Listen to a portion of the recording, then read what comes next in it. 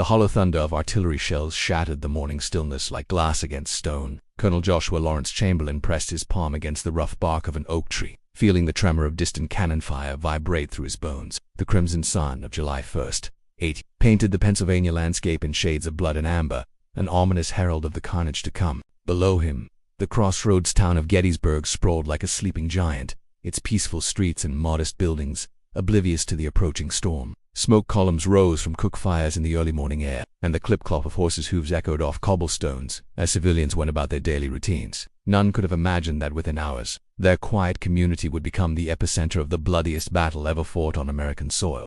General Robert Edward Lee's Army of Northern Virginia had been marching north for weeks, penetrating deep into Union territory with the confidence of seasoned veterans. 71,000 Confederate soldiers moved like a gray tide across the landscape, their battle flags snapping in the summer breeze. Lee's strategy was audacious: strike at the heart of the North, force a decisive battle, and perhaps secure foreign recognition for the Confederacy. Meanwhile, General George Gordon, Meade's Army of the Potomac, 94,000 strong, pursued like hunting hounds on the scent. The Union forces had been reorganized and reinforced, their morale bolstered by recent victories and the knowledge that they fought to preserve the Union their fathers had built. The soldiers marched with grim determination, their blue uniforms dusty from the roads of Maryland and Pennsylvania. As the morning mist began to lift, advance scouts from both armies converged on the small town of Gettysburg. The collision was inevitable, like two great locomotives racing toward each other on the same track. Confederate General Henry Het's division, searching for supplies and shoes for his barefoot soldiers, encountered Union cavalry under General John Buford west of town. The first shots rang out at McPherson's Ridge, each musket crack echoing like a death knell across the fields. According to the American Battlefield Trust, Robert E. Lee launched his second invasion of the northern states. Forces collided at the crossroads town of Gettysburg, Pennsylvania from July 1st to 3rd, 1863. It resulted in an estimated 51,000 casualties on both sides, the bloodiest single battle of the entire war. The battle began almost by accident, neither commander having chosen this ground for their grand confrontation. Yet as reinforcements rushed toward the sound of guns, both Lee and Meade recognized that fate had chosen this place for them. The roads that made Gettysburg a natural commercial hub now made it a strategic prize neither side could abandon. By noon, the fighting had escalated beyond anyone's expectations. Confederate artillery thundered from Seminary Ridge, while Union cannons answered from Cemetery Hill, the air filled with the acrid smoke of gunpowder and the screams of wounded men. Horses reared and plunged in terror as their riders fought to maintain formation amid the chaos. Chamberlain watched from his position with the 20th Maine Infantry, knowing that his regiment would soon be called into the inferno. His men, many of them farmers and fishermen from the rocky coast of Maine, checked their weapons with practiced efficiency. They had marched hundreds of miles to reach this moment, and they would not be found wanting. The hollow stars of late afternoon began to emerge through the sky as the first day's fighting reached its crescendo. Neither side had achieved a decisive victory, but both had paid a terrible price. The reckoning beneath those hollow stars had only just begun. The second day of July dawned with an eerie quiet that made seasoned soldiers uneasy. The morning mist clung to the valleys between the ridges, like the breath of ghosts, and the air carried the metallic scent of blood mixed with a sweet smell of trampled grass. General Lee paced before his headquarters tent, his gray beard catching the early light as he studied the Union positions through his field glasses. Cemetery Hill and Cemetery Ridge formed a natural fortress for the Union Army, their slopes dotted with hastily constructed earthworks and bristling with cannon. The terrain resembled with the barb curling around Culp's Hill and the shank extending south toward two small, rocky prominences that locals called Little Round Top and Big Round Top. Lee understood immediately that these heights commanded the entire battlefield. Gentleman Lee addressed his corps commanders, his voice carrying the weight of command and the burden of invasion. We must dislodge them from those heights, or we shall find ourselves fighting uphill for the remainder of this campaign. General James Longstreet, his most reliable subordinate, shifted uncomfortably in his saddle. The old warhorse had reservations about attacking such strong positions, but Lee's mind was made up. The plan was ambitious. Longstreet would strike the Union left flank while General Richard Stoddard Ewell assaulted Culp's Hill on the right. If successful, they would roll up the Union line like a carpet, forcing Meade to retreat or face annihilation. The Confederate artillery would prepare the way, pounding the Union positions until their defenders were too stunned to offer effective resistance. As the sun climbed higher, the heat became oppressive. Soldiers on both sides sought whatever shade they could find, but there was no escaping the tension that hung over the battlefield like a storm cloud. Union Colonel Strong Vincent received orders to deploy his brigade to Little Round Top, a seemingly insignificant hill that would soon become the hinge of fate. The Confederate assault began at 4 o'clock in the afternoon with a thunderous artillery barrage. Shells screamed overhead like banshees, exploding among the Union positions with earth-shaking force. Trees splintered and caught fire, sending columns of smoke into the blue sky. The noise was indescribable, a continuous roar that seemed to shake the very foundations of the earth. Longstreet's attack rolled forward like an avalanche, 15,000 Confederate soldiers advancing in perfect battle formation. Their rebel yell echoed across the fields, a sound that had struck fear into Union hearts from Bull Run to Ant. The gray and butternut lines moved with the precision of a military parade, battle flags streaming in the wind as they closed the distance to the Union positions. The fighting at Little Round Top became legendary within hours of its conclusion. Colonel Chamberlain's 20th Maine found themselves at the extreme left of the entire Union line, tasked with holding the rocky summit against overwhelming odds. Wave after wave of Alabama and Texas troops surged up the slope, their muskets flashing in the afternoon sun as they fired and reloaded with mechanical precision. "Fix Bay!" Chamberlain's voice cut through the din of battle as his ammunition ran low. The Maine men, farmers and lumberjacks who had never seen combat before Fort Sumter, prepared for the most desperate gamble of their lives. With a yell that matched the rebel cry for ferocity, they charged down the hill, their bayonets gleaming like silver lightning. The Confederate assault broke like a wave against a seawall. Surprised by the sudden counterattack, the Southern soldiers fell back in disorder, leaving their dead and wounded scattered among the rocks and pine trees. Little Round Top remained in Union hands, but the price had been terrible. The hollow stars that night would shine down upon fields carpeted with the fallen of both armies. Dawn came reluctantly on July 3rd, as if the sun itself hesitated to illuminate the carnage that littered the battlefield. The morning air carried the groans of wounded men in the distance, rumble of supply wagons bringing ammunition to the front lines. General Lee stood on Seminary Ridge, his weathered face etched with the weight of command as he contemplated the Union positions across the valley. The Army of Northern Virginia had been bloodied but not broken. 2 days of fighting had cost them dearly, yet Lee remained convinced that one more massive assault could crack the Union center and win the campaign. His eyes fixed on Cemetery Ridge, where General Winfield Scott Hancock's 2nd Corps held the middle of the Union line. If that position could be broken, the entire Army of the Potomac would collapse like a house of cards. General George Edward Pickett's fresh division had arrived during the night. 3 brigades of Virginia soldiers who had missed the first 2 days of fighting. They moved with the confidence of men who had never tasted defeat, their uniforms still neat and their weapons gleaming. Pickett himself, with his flowing hair and perfumed beard, looked more like a cavalier than a career soldier, but his men would follow him into hell itself. The Confederate artillery, under Colonel Edward Porter Alexander, had been repositioned during the night. 150 guns stretched along Seminary Ridge, their bronze and iron barrels pointing toward the Union center like the fingers of an accusing hand. Lee's plan was simple in concept but terrifying in execution.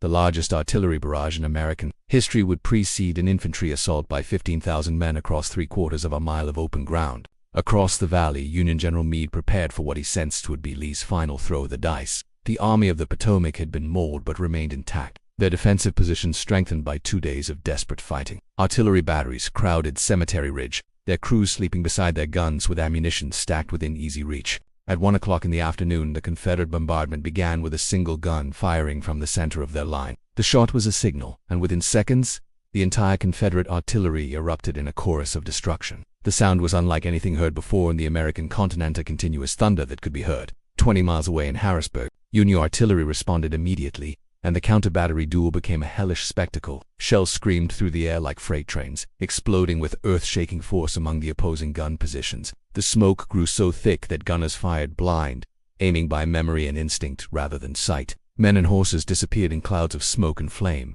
their screams lost in the overwhelming noise. For nearly 2 hours, the artillery duel continued with unabated fury. The Union ammunition began to run low, and General Henry Jackson Hunt, the Army's artillery chief, ordered his guns to cease fire to conserve shells for the expected infantry assault. The Confederate gunners, seeing the enemy fire slacken, believed they had silenced the Union batteries and prepared to signal the advance. General Pickett received the order at 3 o'clock. "General, you may advance your division." The words were spoken quietly, but they carried the weight of the entire campaign. Pickett saluted and returned to his men, who had been lying in the woods awaiting their moment of glory. The division formed up in perfect order, their battle flags unfurled and their officers mounted on horseback at the front of each regiment. The charge began with parade ground precision. 15,000 Confederate soldiers stepped off in unison, their ranks dressed as if they were on review rather than advancing into the jaws of death. The distance to Cemetery Ridge stretched before them like an eternity. every step taking them further from safety and closer to immortality. The Confederate battle line stretched across the valley like a gray wave preparing to break upon a distant shore. General Pickett rode at the front of his division, his sword gleaming in the afternoon sun as he turned in his saddle to address his men one final time. The Virginians behind him represented the flower of the Confederacy soldiers, who had marched with Stonewall Jackson and fought beside Robert Edward Lee through 2 years of desperate campaigns. Remember, men, Pickett's voice carried clearly in the still air. You of it, your mothers, your sisters, your sweethearts are watching from heaven. Do not disappoint them today.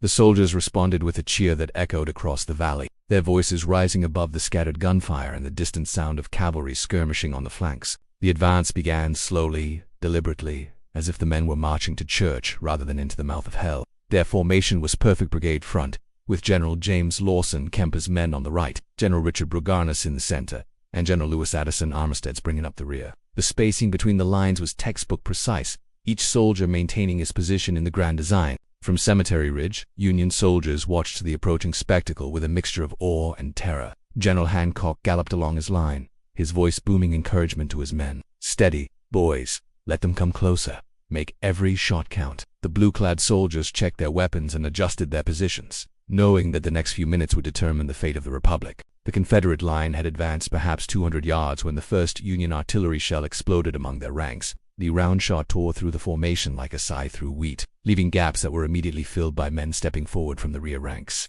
The Virginians did not waver. They had been under fire too many times to be intimidated by artillery alone. More shells followed, each one finding its mark among the dense formations. Solid shot bounded across the field like deadly cannonballs, while explosive shells burst overhead in clouds of smoke and iron fragments. Men fell by the dozens, their places taken by their comrades without hesitation. The advance continued, inexorable as the tide. As the Confederate line reached the halfway point, Union infantry began to join the slaughter. Musket volleys erupted from behind stone walls and earthworks, sending sheets of flame and lead into the approaching ranks. The distinctive crack of rifle fire punctuated the deeper roar of artillery, creating a symphony of destruction that seemed to shake the very heavens. General Garnett, already wounded from previous fighting, slumped in his saddle as a musket ball found its mark. His horse continued forward, carrying its dead rider toward the Union lines like a ghostly messenger. General Kemper fell wounded, his legs shattered by grape shot, but continued to direct his men while lying on the ground. The brigade commanders were falling,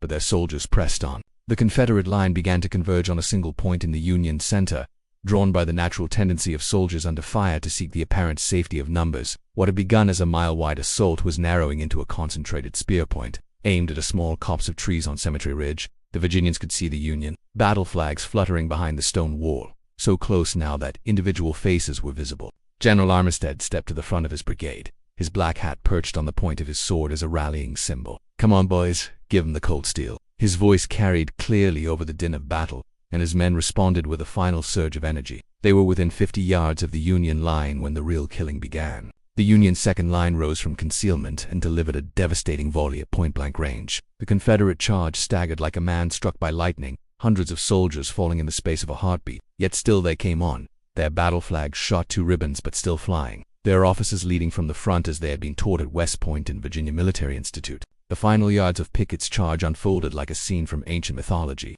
as if the gods themselves had descended to witness the climax of American fraternal warfare. General Lewis Armistead, his gray hair streaming beneath his battered hat, led the remnants of his brigade over the stone wall that had sheltered the Union defenders. For a brief, impossible moment, the Confederate battle flag waved triumphantly on Cemetery Ridge. "Turn the guns! Turn the guns!" Armistead's voice boomed across the melee as his men swarmed over the Union artillery positions. The general himself placed his hand on the hot barrel of a 12-pounder Napoleon cannon, claiming it for the Confederacy even as Union infantrymen rushed to reclaim their lost ground. The moment represented the literal high-water mark of the Confederate course to the furthest point north that Southern arms would ever reach. The triumph was brief as a lightning flash. General Hancock's reserves, held back for precisely this moment, counterattacked with the fury of men defending their homeland. The 71st Pennsylvania Infantry, many of them Philadelphia firefighters and mechanics, slammed into the Confederate flank with bayonets fixed and voices raised in battle cry. The collision was tremendous. Blue and gray uniforms mixing in desperate hand-to-hand combat. Armistead fell mortally wounded within yards of the guns he had tried to capture, his blood mingling with that of Union soldiers who had died defending their position. The irony was not lost on those who knew the general's history. He had been a close friend of General Winfield Scott Hancock before the war, and now he died attempting to break Hancock's line. The personal tragedy of a nation divided against itself was written in the blood of old friends. The Confederate assault collapsed as suddenly as it had begun. The survivors, barely 1,000 men from the 15,000 who had begun the charge, fell back across the valley in broken groups. They carried their wounded when possible and left their dead where they fell, scattered across the Pennsylvania countryside like gray leaves after a storm. The field between Seminary Ridge and Cemetery Ridge became a carpet of fallen soldiers, their bodies a testament to the terrible cost of glory. General Pickett, who had somehow survived the carnage, wept openly as he watched his shattered division retreat. When Lee asked him to prepare his men for a possible Union camp, Pickett replied with bitter honesty, "General Lee, I have no division anymore." The flower of Virginia lay wilted on the field, their sacrifice heroic but ultimately futile. The failure of the charge marked the beginning of the end for Lee's Pennsylvania campaign. The Army of Northern Virginia had shot its bolt, spending its strength in 3 days of desperate fighting against positions that proved impregnable. The Confederate commander, always quick to accept responsibility for defeat, rode among his retreating soldiers with words of encouragement, but his heart was heavy with the knowledge that his great gamble had failed. As darkness fell on July 3rd, the battlefield lay shrouded in an eerie silence, broken only by the groans of wounded men and the distant sound of ambulances carrying the injured to field hospitals. The hollow stars emerged one by one, their cold light illuminating a scene of devastation that would haunt the survivors for the rest of their lives. The reckoning beneath those hollow stars had reached its terrible conclusion. According to historical records, the war's heaviest, of about 94,000 Northern troops, casualties numbered about 23,000, of more than 71,000 Southerners. There were about 28,000 casualties. The numbers told only part of the story. Behind each statistic lay a human being with dreams, fears, and loved ones who would never see them again. The Battle of Gettysburg had ended, but its echoes would reverberate through American history for generations to come. The Union had held, the invasion had been repelled, and the tide of war had turned decisively in favor of the North. Yet the cost had been almost unbearable for both sides, a price paid in the blood of America's sons. The 4th of July, 1863 dawned gray and drizzling, as if the heavens themselves mourned the carnage that had transformed the peaceful Pennsylvania countryside into a charnel house. The irony was not lost on the survivors' Independence Day had become a day of reckoning, a reminder of how far the nation had fallen from its founding ideals. Rain began to fall steadily, washing the blood from the grass and turning the dust to mud beneath the feet of burial parties. General Lee stood in the doorway of his headquarters tent, watching his army prepare for the long retreat to Virginia. The Army of Northern Virginia, which had crossed the Potomac with such high hopes just weeks before, now resembled a wounded giant nursing its hurts. Ambulances stretched 4 miles along the muddy roads, carrying the wounded and dying soldiers who had paid the price for their commander's bold gamble. The Confederate retreat began in earnest as the rain intensified, turning the roads into rivers of mud that sucked at the wheels of artillery pieces and the feet of marching men. Lee had lost over 28,000 casualties in 3 days of fighting, more than a third of his army. The flower of the Confederacy lay buried in Pennsylvania soil, their sacrifice heroic but ultimately futile. General Meade, victorious but cautious, did not pursue immediately. The Army of the Potomac had also been bloodied, losing over 23,000 men in the desperate fighting. Both armies moved like prize-fighters after a brutal bout, each too battered to continue the fight. The Union commander faced criticism for allowing Lee to escape, but his soldiers were in no condition for another major battle. The civilian population of Gettysburg emerged from their cellars and hiding places to survey the devastation. The small town had been transformed into a vast hospital, with every church, school, and public building pressed into service as an aid station. The smell of death and disinfectant hung heavy in the air, a constant reminder of the battle's cost. Citizens who had welcomed the soldiers with food and water now found themselves overwhelmed by the magnitude of human suffering. David Wills, a local attorney, took upon himself the task of organizing the burial of the dead. The Confederate soldiers were hastily interred in unmarked graves, while the Union dead were gathered for reburial in a new national cemetery. The task was overwhelming. Over 7,000 men had died in 3 days, their bodies scattered across 25 square miles of battlefield. The wounded continued to arrive at field hospitals 4 days after the fighting ended. Surgeons worked around the clock, their sleeves rolled up and their aprons stained with blood as they performed amputation after amputation. The medical science of the day was primitive, and many soldiers who survived the battle would die from infection or shock in the weeks that followed. The lucky ones would return home missing limbs. The unlucky would not return at all. Clara Barton, the angel of the battlefield, worked tirelessly among the wounded, bringing comfort to the dying and hope to the living. Her letters home described scenes of suffering that defied description, yet also moments of transcendent humanity as soldiers from both sides aided their former enemies. The shared experience of battle had created bonds stronger than the political divisions that had brought them to this place. President Abraham Lincoln, upon hearing news of the victory, proclaimed it a turning point in the war. The failure of Lee's invasion had dashed Confederate hopes for foreign recognition and demonstrated that the Union could not be broken by force of arms. Yet Lincoln understood better than most that the victory had come at a terrible cost, and that the work of healing the nation would be far more difficult than winning battles. As the weeks passed, the battlefield began to return to its natural state. Farmers reclaimed their fields, planting crops in soil enriched by the blood of heroes. The scars of war would remain: broken fences, shell holes, and the occasional artifact turned up by a plow butt.